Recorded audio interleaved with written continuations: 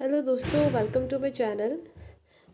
आपने मेरी पिछली वीडियो देखी होगी। उस वीडियो में मैंने इकोनॉमिक्स के जो बेसिक्स होते हैं, जो फाउंडेशन थी, उसके बारे में हमने पढ़ा था। और इस वीडियो में हम जो इकोनॉमिक का एक्टिविटीज़ होती हैं, मैंने पिछली वीडियो में बताया था कि कैसे जो है अलग अलग इकोनॉमिक एक्टिविटीज़ है, ये एक साइक्लिकल फेज़ में चलती रहती हैं और ये सभी एक दूसरे के साथ इंटरडिपेंडेंट रहती हैं, एक दूसरे से इंटर रिलेटेड रहती हैं।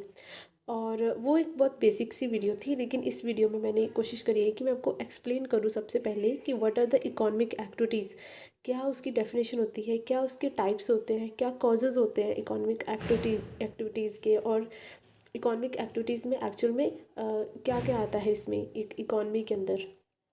तो चलिए शुरू करते हैं। देखिए, इकोनॉमिक एक्टिविटीज़ वो सभी काम होते हैं, वो सभी एक्टिविटीज़ होती हैं जिसको जैसे कि प्रोडक्शन, कंजम्पशन, डिस्ट्रीब्यूशन, एक्सचेंज, ये सभी ऐसी एक्टिविटीज़ होती हैं जो रिलेट करती हैं with the creation of money, जिसमें कि वेल्थ क्रिएट होती है, जिसमें किसी प्रकार की जो इकोनॉमी में इसका कुछ योगदान होता है। जैसे कि अगर हम प्रोडक्शन कर रहे होते हैं तो उसकी अगर हम जितना ज़्यादा प्रोड्यूस कर रहे हैं, इट मीन्स कि हम रिसोर्सेज में वैल्यू एडिशन कर रहे हैं, और वो जो वैल्यू एडिशन होती है वहीं से ही जो मनी है जो क्रिएट होती है। तो इकोनॉमिक एक्टिविटीज़ वो सभी एक्टिविटीज़ होती हैं, वो सभी क्रियाएं होती हैं जिसका मेन मोटिव होता है कि किस प्रकार से जो वेल्थ है उसको क्रिएट किया जा सके। तो चलिए नेक्स्ट हम इसके बारे में पढ़ते हैं कि कॉजेज़ ऑफ इकोनॉमिक एक्टिविटीज़। जितनी भी ये इकोनॉमिक एक्टिविटीज़ होती है, इसका मेन कारण क्या रहता है, क्यों ये सब, क्यों ऐसी जो एक्टिविटीज़ हमको करनी पड़ती हैं, या फिर क्यों ऐसी एक्टिविटीज़ होती हैं। अब मैंने पिछली वीडियो में बताया था कि जैसे हम बोल सकते हैं कि जो इकोनॉमिक्स होती है वो जो हमारी हिस्ट्री थी तब के समय से ही बनी हुई है, लेकिन एज अ सब्जेक्ट इसको हम मॉडर्न वर्ल्ड में जो है अभी इसको डिस्कस कर रहे होते हैं। तो एक्चुअल में जो इकोनॉमिक्स है, जो इकोनॉमी होती है, ये जो प्रोडक्शन, कंजम्पशन, एक्सचेंज, डिस्ट्रीब्यूशन, ये सभी चीज़ें जो है ये हमारे पास्ट में एट एन इंडिविजुअल लेवल, जबकि बार्टर सिस्टम होता था तब से शुरुआत इसकी हो चुकी थी। तो इसके कुछ कारण रहे होंगे तब भी। तो ये जो कारण है ना, दो, अनलिमिटेड वांट्स और लिमिटेड मीन्स, ये शुरू से ही रहे हैं हमारे पास। इसमें क्या होता है कि जो हमारी वांट्स होती है वो अनलिमिटेड है। अनलिमिटेड मतलब हमको हर कोई चीज़ चाहिए होती है, हमको सब कुछ चाहिए होता है। मतलब हमारी जो इच्छाएं होती हैं, हमारी जो ज़रूरतें होती हैं वो असीमित है, लेकिन जो उसको प्राप्त करने के लिए जो हमारे पास में रिसोर्सेज होते हैं वो लिमिटेड होते हैं। ठीक है ना। अभी किसी के पास बहुत ज़्यादा धन है तो वो कुछ भी ले सकता है। अगर किसी के पास में वेल्थ कम है तो उसको फिर उसके अंदर बजट में रह के जो है खर्चा करना पड़ता है, उसको अपनी ज़रूरतों को पूरा करना पड़ता है। तो आप समझ रहे हैं। तो इसका मतलब ये हो जाता है कि इन दोनों में अगर इम्बैलेंस हो तो जो डिमांड है वो सप्लाई से बढ़ जाती है। D is greater than S, मतलब कि लोगों की जो डिमांड होती है ना वो ज़्यादा होती है। हम ज़्यादा चीज़ें मांगते हैं, हम ज़्यादा चीज़ें की हमको होता है, ज़रूरत होती है, लेकिन उसकी जो सप्लाई है वो कम होती है ना। जैसे कि रिसोर्सेज है, अब अर्थ के ऊपर रिसोर्सेज तो लिमिटेड ही रहेंगे ना। हमको उसी लैंड पे मतलब उन्हीं रिसोर्सेज को यूज़ करके हमको जो है वो अपनी जो अनलिमिटेड वांट्स उनको पूरा करना होता है। तो यही जो मेन रीज़न होता है इकोनॉमिक एक्टिविटीज़ का, क्योंकि इकोनॉमिक एक्टिविटीज़ का मेन रीज़न होता है कि कैसे ये जो इम्बैलेंस होता है इसको हम बैलेंस तरीके से लेके चल सकें, कैसे इनमें ये जो अनलिमिटेड वांट्स को हम पूरा कर सकें विद सीमित जो हमारे पास साधन है, उसकी जो मैनेजमेंट होती है उसको अगर हम स्टडी करेंगे अच्छे से, वही इसका मेन रीज़न होता है इकोनॉमिक एक्टिविटीज़ का। तो जो नेक्स्ट है वो आती है types of economic activities. Very important, क्योंकि इकोनॉमिक एक्टिविटीज़ जब हम बात करते हैं तो उसमें ये सब चीज़ें हम काउंट करते हैं। यही होती है, कंजप्शन होती है, प्रोडक्शन, एक्सचेंज एंड डिस्ट्रीब्यूशन। तो जब हम कंजप्शन की बात करते हैं तो देखिए, कंजप्शन मीन्स कि हम क्या कंज्यूम कर रहे हैं, हम क्या खरीद रहे हैं। ठीक है। तो इसमें आता है कि जैसे कंजम्पशन में वो चीज़ें आएंगी जिससे कि हम अपनी ज़रूरत को पूरा कर रहे हैं, तो इसीलिए हम कंज्यूम कर रहे हैं किसी चीज़ को। मान लो मुझे भूख लगी है तो हम खाना कंज्यूम कर रहे हैं, तो वो एक तरीके से कंजम्पशन होती है। सो वेरी इजी कि कंजम्पशन कोई भी ऐसी एक्टिविटी होती है, इकोनॉमिक एक्टिविटी होती है, जिससे हम क्या करते हैं कि जैसे मनी के या रिसोर्सेज के एक्सचेंज के बदले में हम अपनी ज़रूरत को पूरा कर रहे होते हैं, तो कंजम्पशन हम उसको बोलते हैं। It is a very easy concept. वैसे इकोनॉमिक्स के ऊपर तो इन सभी के ऊपर डेडिकेटेड चैप्टर्स होते हैं, और मैं आपको साथ साथ में पढ़ाऊँगी, इसके बारे में बताऊँगी जैसे ही हम आगे बढ़ेंगे इस सीरीज़ में। तो नेक्स्ट आता है प्रोडक्शन। तो प्रोडक्शन जो है, प्रोडक्शन इज़ वेरी इंपॉर्टेंट, क्योंकि अगर लोग कंजम्पशन कर रहे हैं, that means consumption is directly related to demand. अगर लोग डिमांड कर रहे हैं तो डिमांड किन्हीं कुछ चीज़ों की डिमांड करेंगे, जैसे कि जो जितने भी हमारे फूड प्रोडक्ट्स होते हैं, या हमारे जो क्लॉथ्स होता है, ऐसा कुछ शॉपिंग टाइप कुछ भी ऐसी चीज़ जिसके हम डिमांड कर रहे होते हैं, तो इट इज़ वेरी इंपॉर्टेंट कि उसकी प्रोडक्शन भी होनी चाहिए। ठीक है, तो प्रोडक्शन जो है it is the output, it is at the supply side. तो जो सप्लाई करनी होती है इन सभी चीज़ों की, जहाँ से सप्लाई हो रही होती है फूड मटेरियल की, या कोई भी ऐसा इकोनॉमिक, सीमेंट चाहिए हमको, कुछ भी ऐसा अगर चाहिए, तो वो जो है वो प्रोडक्शन वाली साइड से आ रहा होता है। प्रोडक्शन के कुछ कंपोनेंट होते हैं।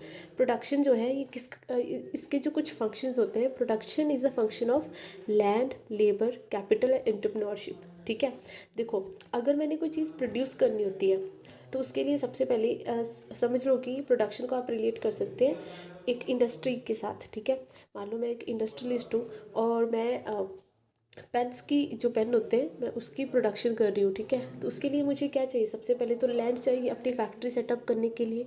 ठीक है, so it is a function of production. अगर लैंड ही नहीं होगी मेरे पास तो मैं कैसे प्रोड्यूस करूँगी ना। उसके बाद में मुझे लेबर चाहिए, वेरी इंपॉर्टेंट। तभी तो बोलते हैं कि अगर प्रोडक्शन बढ़ रही है तो इट मीन्स कि एम्प्लॉयमेंट क्रिएट हो रही होती है। एम्प्लॉयमेंट मीन्स लेबर उसको चाहिए होता है, तो जितना लेबर चाहिए तो इट मीन्स एम्प्लॉयमेंट क्रिएट हो रही होती है। Then capital is the money, is the financing of the industry, है ना, ऑफ द फैक्ट्री। अब उसको मेंटेन करने के लिए जैसे मुझे मशीन्स चाहिए, इलेक्ट्रिसिटी चाहिए, कुछ भी उसके साथ जो मेरी इंडस्ट्री है उसको मेंटेन करने के लिए जो कुछ भी मुझे चाहिए होता है उसको हम बोलते हैं कैपिटल उसकी। ठीक है, जिसमें जैसे मैंने अभी बोला कि इलेक्ट्रिसिटी होगी उसकी जो मशीनरी चाहिए होती है। ठीक है, लॉजिस्टिक्स चाहिए होते हैं, ये सभी उसमें आ जाते हैं। Raw material. Then is the entrepreneurship. अब देखिए एंटरप्रेन्योरशिप मीन्स कि इंडस्ट्री की मैनेजमेंट। एंटरप्रेन्योरशिप की जो कौन सा वो इंसान जो, देखो अगर एंटरप्रेन्योर ही नहीं होगा तो इंडस्ट्रियलिस्ट नहीं, अगर टाटा ना होते तो ये टाटा इंडस्ट्री इतनी बड़ी सेटअप ही ना होती ना। तो मैं ऐसा नहीं बोल रही हूँ कि सिर्फ टाटा ही कर सकते। मेरे समझाने का मतलब है कि जैसे अंबानी से अभी उन्होंने रिलायंस कंपनी स्टार्ट करी, तो वो एंटरप्रेन्योर है ना एक। ठीक है, वो एक बड़े बिजनेसमैन है। तो ऐसे ही अगर एंटरप्रेन्योरशिप रहेगी तभी ये सारे अदर फंक्शंस जो है वो काम कर सकेंगे अच्छे से। ठीक है, I hope you have all understood this. Next move करते हैं exchange. Exchange is a very easy concept. It is related to the exchange of wealth और मनी। अगर हमने कोई भी चीज़ मान लो मैं कोई चीज़ कंज्यूम कर रही हूँ, उसके बदले में आजकल के समय में क्या हो रहा है, मुझे मनी देनी पड़ती है, मुझे कैश देनी पड़ती है, या इवन कि डिजिटल पेमेंट्स के थ्रू हम कर रहे होते हैं ये सब कुछ। तो ये सारा आ जाता है एक्सचेंज में। It is a very simple term कि एक्सचेंज में हमारा जैसे हम अगर दूसरी कंट्री के साथ में हमारा कोई ट्रेड चल रहा है, तो अगर वहाँ से हमने मीन्स कि हमको उनको डॉलर देने पड़ेंगे, तो बदले में हमको वो चीज़ मिलेगी। ठीक है, इम्पोर्ट जो करते हैं उसमें। तो एक्सचेंज जो है it is related to the exchange of money और वेल्थ, ऐसी चीज़ें। Then is the distribution. Distribution में क्या होता है कि कैसे जो अलग अलग रिसोर्सेज होते हैं, अगर मान लो वो जैसे मान लो मैं एक इंडस्ट्रियलिस्ट हूँ, तो मुझे अभी क्या क्या चाहिए होता है, लैंड, लेबर, कैपिटल और एंटरप्रेन्योरशिप, ये चाहिए होता है अपनी इंडस्ट्री को चलाने के लिए, उसको खड़ा करने के लिए। और ये जो सारा जो प्रोडक्शन की प्रोसेस के बीच में जो भी क्रिएशन ऑफ वेल्थ या जो भी मनी क्रिएट हो रही होती है उसको हम डिस्ट्रीब्यूशन बोलते हैं, क्योंकि वो जो मनी हो रही होती है ना, क्रिएट होती है, वो सिर्फ और सिर्फ इंडस्ट्रियलिस्ट के पास नहीं रहती है, वो डिस्ट्रीब्यूट हो रही होती है among the various factors of production, जिन्होंने भी प्रोडक्शन में अपना योगदान दिया है।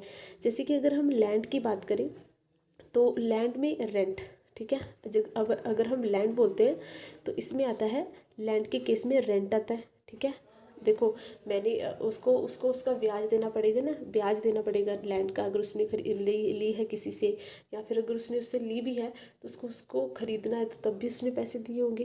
तो इससे जो इनकम होती है उसको हम बोलते हैं। लेबर को क्या चाहिए, वेजेस। ठीक है, तो लेबर को जो मनी या इनकम जो जनरेट हुई वो वेजेस के थ्रू लेबर को मिल गई। इसके बाद में कैपिटल आती है। कैपिटल को क्या चाहिए? इंटरेस्ट। देखो मैंने कोई मशीनरी ली है, कोई मैंने मशीन रखी है अपनी इंडस्ट्री में, नई नई मशीन चलाई है, तो अभी वो मशीन मैंने ख़रीदने के लिए मान लो मैंने लोन लिया है, क्योंकि एकदम से इतने पैसे नहीं हो सकते है ना मेरे पास में, तो ऑब्वियसली मैं लोन लूँगी। तो वो लोन के ऊपर जो मुझे इंटरेस्ट देना पड़ रहा है वो मैं बैंक को पैसे दे रही हूँ, तो इट मीन्स कि मेरे हाथ से पैसे जा रहे हैं बाहर। तो इसका मतलब कि मनी डिस्ट्रीब्यूट हो रही है। And in the similar way जो एंटरप्रेन्योरशिप है उसके केस में प्रॉफिट, ठीक है, क्योंकि जो एंटरप्रेन्योरशिप है उसको प्रॉफिट चाहिए होता है ना, जितना भी उसने किया है अपना रेवेन्यू कमाया है जितना भी, उसमें से उसको क्या प्रॉफिट हुआ है तो वो उसके पास रहेगा, ठीक है। तो आई होप आपको ये समझ में आया होगा। ये बहुत इजी था कि कैसे जो है ये what are the types of जो इकोनॉमिक एक्टिविटीज़, उसमें कौन कौन सी इसकी जो टाइप्स होती है, consumption, production, exchange and distribution, these are very important types. Okay, next move करते हैं objectives of economic activities.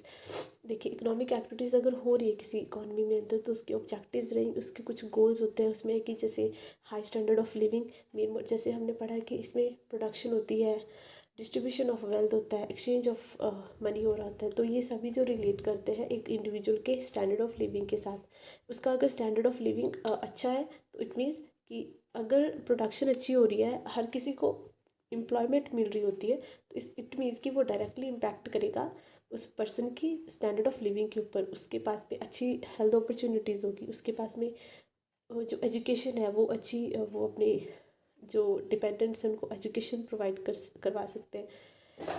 Next जो इसका मेन मोटिव होता है वो होता है फुल एम्प्लॉयमेंट। किसी भी इकोनॉमिक एक्टिविटी का ये होते होते, क्योंकि जब तक हम एक इकॉनमी के अंदर जितना भी लेबर है अगर हम उसको अच्छे तरीके से यूटिलाइज नहीं कर पा रहे हैं ना, तो एक गैप रह ही जाता है उसमें। वो जो गैप है वो एक तरीके का जो वेल्थ की क्रिएशन की अपॉर्चुनिटी होती है उसको ख़त्म कर देता है, ठीक है। देखो अगर लेबर होगा तो लेबर से वेजेस क्रिएट होते हैं, वेजेस बनता है, तो वेज इज़ अ वेल्थ, ठीक है। अगर वही, तो इट मीन्स कि एम्प्लॉयमेंट जो है वो सभी को मिलनी चाहिए, ताकि हर कोई जो भी विलिंग है पर्सन काम करने के लिए उसको काम मिल सके, और वो जो है वो अपनी एफर्ट के साथ कैसे वेल्थ को क्रिएट कर सकता है अपनी सर्विसेज के साथ में। तो फुल एम्प्लॉयमेंट इसका मेन गोल होता है।